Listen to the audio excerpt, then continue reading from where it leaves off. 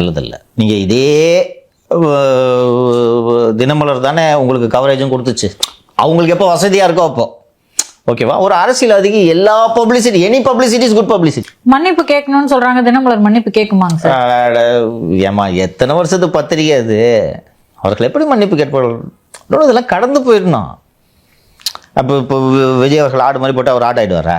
போட்டி போட்டு ஜெயிச்சு வரணும் நாங்க சார், நிறுவி காட்டணும். நீங்கள் இப்போ இன்னொன்று இது இப்படி பாருங்களேன், இதை பார்த்த உடனே நீங்கள் ஷார்ப்பாக அந்த தொடர்ந்து அந்த தினமலர் செய்திகளை நீங்கள் கவனித்து வந்தீர்கள் என்றால், அதிமுக தாவேக கூட்டணி அமைந்தே விடக்கூடாது என்பதுதான் தினமலரின் நோக்கம். கரெக்டா? பதிலுக்கு அதிமுக பாஜக கூட்டணி அமைய வேண்டும், விஜய் தனித்து விடப்பட வேண்டும். இது தினமலரோட நோக்கம். நீங்கள் கூட்டணி அமைங்க, இதை விட தினமலருக்கு வேறு என்ன பதில் இருக்க போகிறது?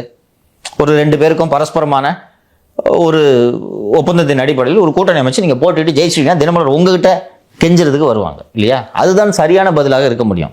அவங்க நோக்கம் என்னவோ அந்த நோக்கம் நிறைவேறாமல் நீங்கள் பார்த்துக்கணும், அதுதான் பதில். அதை விட்டுட்டு அவங்களை டார்கெட் பண்ணுறது விஜய் வளர்ச்சிக்கு நல்லதல்ல, அது சரியான அணுகுமுறையும் அல்ல.